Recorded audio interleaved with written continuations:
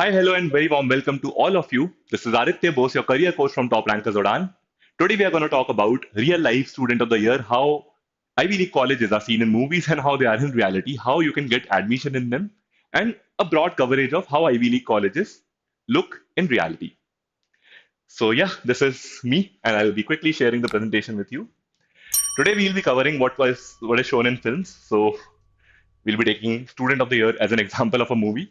Then the reality of foreign admissions, a very basic brief overview, how you can look at a broad range of universities and the basic selection process. Today I'm not going to delve in a lot of detail.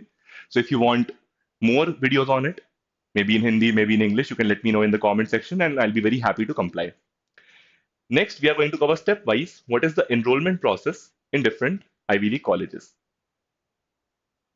Step 4, step 5, step 6, from choosing the right course and the country to shifting and staying in the destination that you have chosen and you have been selected for.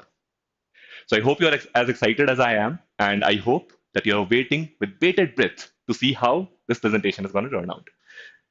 Next. Okay, so I hope you have seen the movie. Otherwise, this whole setup might fail. But just to give you a basic background, Student of the Year is a very, I would say, comedy movie. It's not really intended for comedy, but in a way it is because there's this Karan Johar school of nepotism which they keep showing in the movie, and it's nowhere close to a real life scenario in a school. The kind of schools that we have studied in, affordable private schools, Kendriya Vidyalaya, Jawahar Navodaya Vidyalaya, nowhere close to that. It's just a random, like very rich school, probably based out of London or something, I don't know. And always the name starts with Saint. So they have this kind of whole setup in the movie where 12th class kids are, riding bikes inside the school campus, riding or driving cars rather, and dancing inside the school campus, not studying at all. Of course, none of our school life was like that. But interesting movie to just look at and have a nice laugh. And of course, fantasize if you want to do that. So I do remember a scene from this movie where Rishi Kapoor, who is in this movie enacting the principal of the school, he says that आप में से एक ही है जो इस trophy का हकदार है student of the year trophy और एक ही है जिसकी आगे की पढ़ाई सिर्फ इंटरनेशनल आईवी लीग कॉलेजेस में होगी. Now, of course, if you want to go into international Ivy League colleges, then irrespective of what the procedure is, in this film, there are four steps to going into an international Ivy League college. Step number one is a random aptitude test in which Sana Saeed, who is playing a random student in the film, and Alia Bhatt, they cheat from the other students and somehow get selected for the second round. Um, and it's a very like weird aptitude test. So there's this one guy in the movie I remember, and he's just saying Bhagwan ki jai ho, one tick. Bhagwan ki jai ho, second tick. And this guy also gets through. So it's just shown in the movie. Nothing like this ever happens in real life. So if you're looking at giving an entrance exam by saying Bhagwan ki jai ho and taking random options, and if you feel that that can make you the topper of one of the aptitude tests that you're giving, well, stay in your bubble till it bursts. But yeah, so first step in this movie shown as aptitude test. Second step is shown as a treasure hunt, which is again very weird. So they have all these random clues from their school terminology, and then they find out, what the real answer is. And yeah, I don't know what more to say about this, but they do have a treasure hunt as a part of winning a competition, which will get them admission into international Ivy League colleges. Then the third, which is the most interesting, is that they get to dance to Disco Divane, a dance competition, and the judges are Farah Khan and Vaibhavi Merchant and the good choreographers. They also have a surprise entry by Kajol in the movie. So if you're studying in such a school, amazing. They also bring like guest celebrities to dance with you. Weird, but yeah, in this movie it's shown like that. And finally, there's a triathlon, which is the final step to get you into international Ivy League colleges. Pure fantasy and, of course, pure rubbish. So, now let's talk about the real procedure because let's be honest, shaking your butt to Disco Divane won't get you admission into international Ivy League colleges. There's a procedure for that. You have to study, you have to build your profile. How do you do that in reality? In reality, it's a very different process. So I have written down 6 steps for you to get admission into an Ivy League college or to get admission into a good college in a foreign country. So I have covered very broadly all these steps. I'll not go into much detail of either, but I can assure you this will give you a good coverage of what all is needed for you to start preparing right now as a class 9, 10th, 11th, or 12th student, especially if you're in class 12th or even if you're in the final year or the third year of college. Because I'm also going to be talking a little bit about the master's programs. So let's start. First step, choosing the course, and the country. Okay, so step one, choose which course you want to pursue based on your passion, basically your interest and abilities, your willingness to solve a particular global problem. So, like I wanted to solve for career guidance and the lack of it. What is your willingness? Which problem do you want to solve through your passion? And finally, the practical factors like how much money can you invest, how many assets do you have, which country has a particular kind of ecosystem for a career that you have chosen. As an example, a particular country might be great at biotechnology, a particular country might be great at automobile engineering. We all know which country that is. So, whichever career option you have chosen, which country is the best for that, and whether you have the financial assets to go there or not, whether you know the languages that are needed there or not, stuff like that. So, on the basis of these factors, you decide on a particular college and a particular country. And first, you choose a course, then a country. That is my suggestion. Many people would do the reverse that they would want to choose a country first. Maybe I want to go to the US. And then they would figure out what is good in the US or what is something that people will praise me for, for being in the US or Canada for that example, that I want to be in Canada, which is many people's perception these days. And what is good in Canada that I can do. I personally don't recommend this a lot, but if that is your method, you can go ahead with that as well. In some cases, it might work out as well. But in most cases, if you choose the course first and then the college and country, you're going to be very happy with the course. And since you have chosen the college and the country according to that, that is also not going to disappoint you. So all the factors will be properly checked, right? You also have to got, you also have got to stay satisfied with your job, and which will only happen if you choose the right course for yourself. Now, coming back, step two, select the country you want to study in, where that course is based on the quality of academic teaching, research practice, infrastructure of that field in the country. So you have also uh, got to see that if I'm choosing a particular course in, let's say, pure science or particular course in business administration, is there anything special that that college and that country offers me which no other country offers, which no other college offers? Is there a particular kind of research infrastructure that is available there which is not available in other colleges or other countries? Like that, and then you can determine which country you want to go to. So what I've done here is I have listed down five very nice countries which most people from India want to go to: the US, the UK, Australia, Canada, and as they say in Bhagam Bhag, Germany. Germany. So, how to go to these five countries or how to even shortlist which country you want to go to. So, you can look at four factors: the expense it's going to take for you to do that course in that country, once you have chosen the course, of course. Course should be based on, as I said, passion, your willingness to solve that problem through that particular course, and some practical factors. So, this is the practical factors now which we are looking at. So, how much you need to spend on tuition fee and the living expenses there, and how much of that you can aid through scholarship, through part-time jobs, or maybe even through loans. Then, where can you get a permanent residence, where you can get work visa and opportunities? So many people would want to stay in that country, right? And if you want to stay in that country, you need both of these, or you should have at least these as an option in that particular course in that particular country. Okay, weather and living conditions. So, in that country, if you're falling ill all the time or if your health is not being maintained, then how can you live long term in that country? Or how can you even live long enough to study that course and complete that course in that country? Very important for you to also assess living conditions. Many career counselors might leave this out just because it's not very career thing, but if you're not healthy enough, you cannot pursue or become successful in your career as well. So you have to see these factors, whether the living conditions are conducive for you or not. Okay, preparing for entrance exams, step number two. Now, once you have chosen the country, the course, the college, or the colleges that you want to go to, based on the criteria that I just gave you, look at the entrance exams that you need to give for that country, for that particular course. So, what are the entrance exams? Okay, yeah. In the US, you have entrance exams like SAT or ACT, which is the aptitude test. And for English or English proficiency, you have IELTS or TOEFL. Basically, in most of these countries, as you will see, mostly they will take IELTS or TOEFL for the English proficiency, and then they would take SAT or ACT for the undergraduate aptitude testing. In some of these countries, they will also have other exams like, let's say, um, STAT in Australia, or you know, a domain-based exam like LSAT for law, or MCAT for medical sciences. But majorly, they will have, as an aptitude test, a fixed exam. If you're willing to pursue masters, then you'll have GMAT or GRE, which you can qualify and then do your masters or PhD from a foreign country, including the US, the UK, or anywhere else. So, different entrance exams, domain based, general aptitude tests, and English tests, which you need to clear in a particular sequence to be in that country. No triathlons, no shaking your butt to disco divane, just pure academics in the particular course that you're willing to take.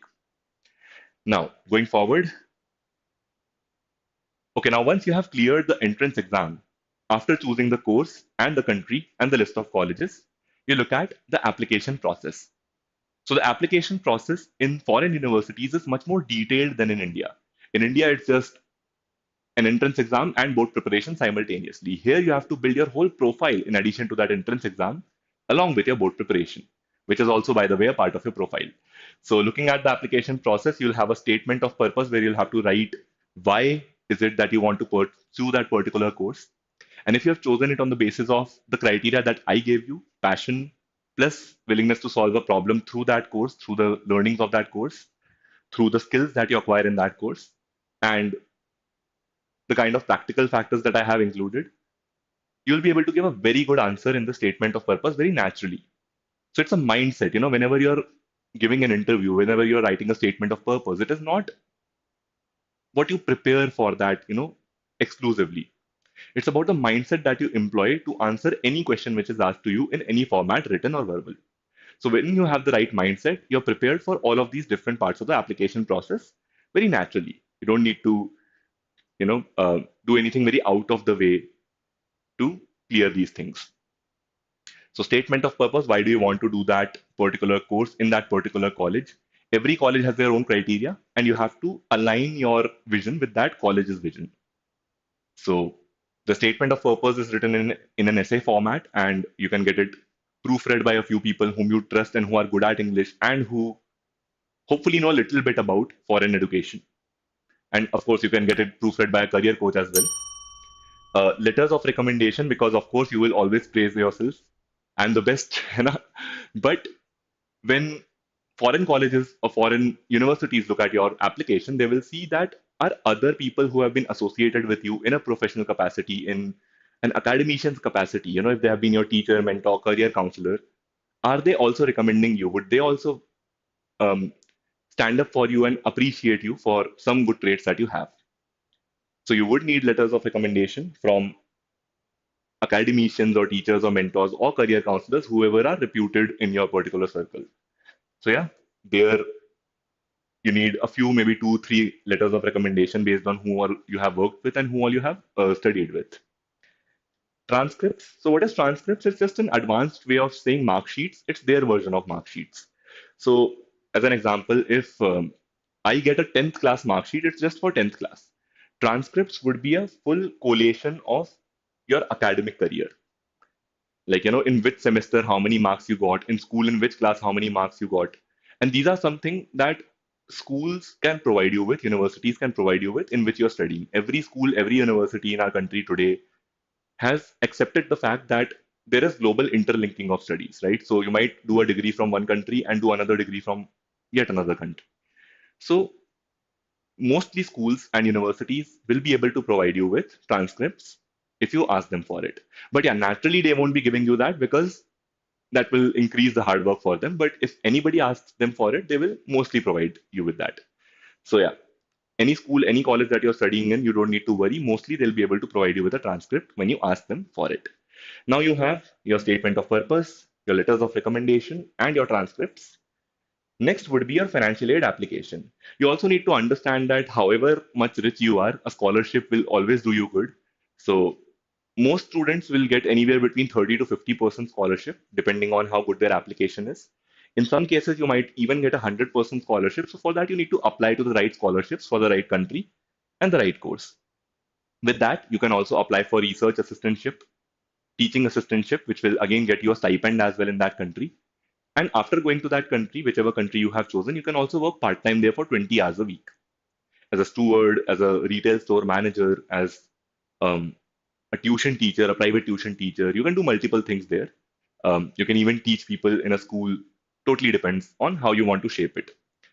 And along with that, you can also take a loan if the amount of money you have, plus the amount of scholarship that you're getting, plus the amount that you will be possibly earning in that country, if that is not enough to take care of of your expenses, all of your living plus tuition expenditure, then you can also, um, you know, start working.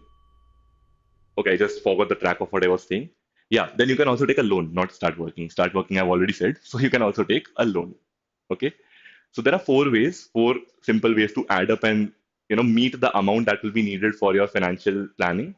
One is loan, one is scholarship, one is part-time work, and one is of course how much money your parents have. If you're talking about undergraduate, then how much money your parents have.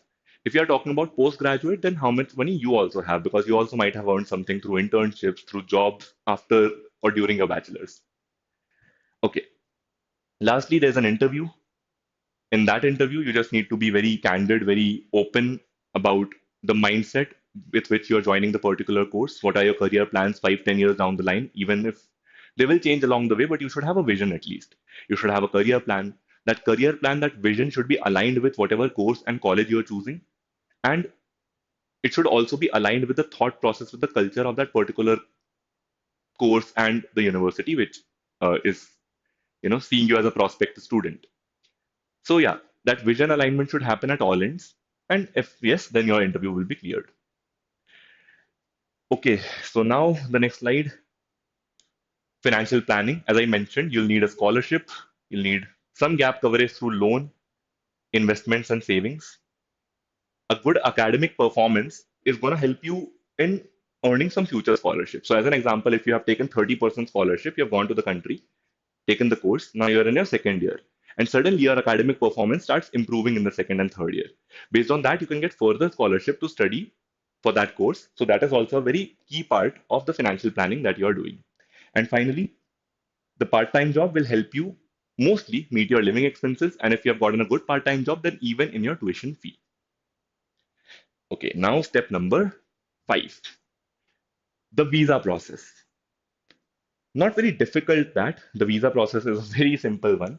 If again you have got the right mindset and if you basically know how you're going to live there and are you going to come back? Are you going to stay there?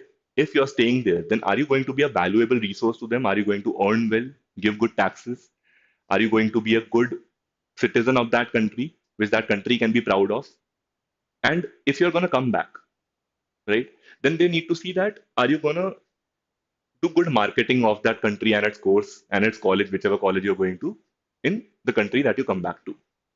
So similarly, and I think mostly they don't look at colleges. The visa process, they won't look at the college. They will just look at the country's perspective. Like if the person is going back, is the person a good representative of the education here in the country, right? If the person is staying, is he a good resource to the country? Is he going to earn well? Is he going to give good taxes? Is he or she, are they going to benefit the country, basically be a good representative of the country, either in the country or outside? That's what they're looking at, and that's what's written here as well. They look at whether this person will come back, or if she or she lives there, how valuable is he or she going to be in India, which is our country. Okay, it's also dependent on your ability to fund your education through a mixture of assets. The mixture of assets that I just told you about, where I think I got stuck on a thought train as well: the loan, the scholarship, the movable assets that you have, basically in undergraduate's case, your parents, and in postgraduate's case, even you and your parents. So the movable assets you have, which in case you get stuck anywhere, you can spend that amount of money. Mostly the kind of assets which they look at are not going to be, the amount of assets you're actually going to spend in the country. It's just to see if you're safe. If you're stuck in a situation, are you going to get out of it through the assets that you already have? They just want to see some financial security, basically. So yeah, you are going to have to tell a lot about your personal financial situation, about your parents' financial situation, about the scholarships that you have gotten, about the loans that you have taken, about the kind of part-time jobs that you plan on doing there in case they ask. So all of these things. And finally, if all of these things happen well, then you've gotten the visa, which will complete your admission. Now we come to step number 6, which is actually shifting and staying. Very few people again talk about it, but it's a very practical thing to be talking about. We are not all student of the year students, with rich parents who can drive cars into schools. So we'll have to be very practical. Four things you need to look at. A, are you staying on campus or off campus? Off campus is cheaper in most cases. On campus, while it is more expensive, but it gives you good cultural exposure because on campus, people from different countries, from different cultures are coming and staying with you. Things are very organized, so you can actually focus a lot more on the studies. Um, just that it's expensive, but at least you get that cultural exposure. If you're staying off campus, we have a tendency to, be with more Indians, be with more, in some cases, even, people who look and speak like us, let's say Pakistanis, Bangladeshis. So we'll just group together with people of our ethnicity, to say the right word, and we'll not move out of that circle. So apart from the studies, apart from being in college, we'll still keep interacting with our people only. So the exposure will be limited, but the good thing is off campus, three, four people can stay in a single room. So that way you can manage. And hence it's most cases cheaper.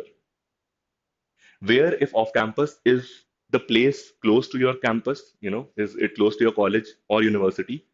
Are there good enough travel options from the university and to the university back and forth?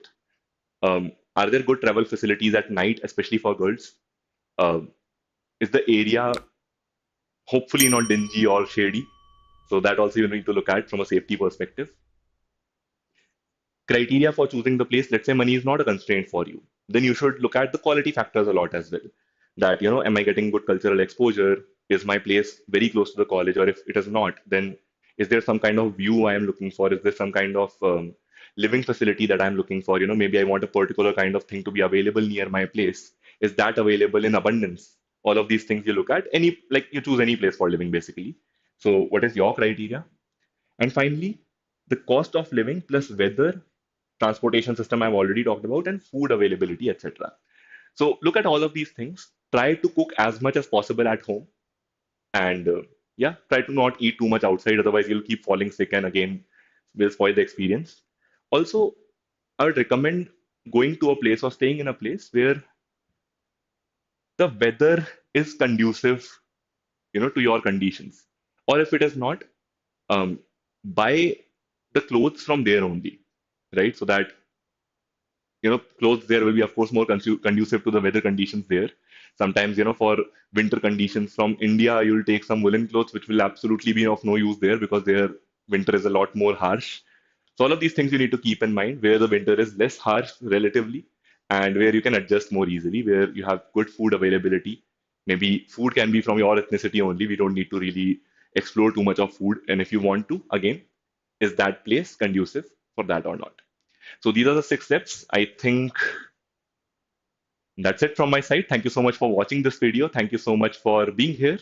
If there's any kind of video you need from us in a particular language, more depth explanation of these factors, if you want me to cover more colleges in detail, any other topic, just keep commenting in the chat. If you want to give any feedback on how the videos can improve, keep letting us know. I'll be very happy to read. I'll read all the comments and hopefully we'll reply to all of them as well. Thank you so very much for watching. You take care of yourself. I'll see you in the next video. This is Aditya Bose, your career coach, signing off.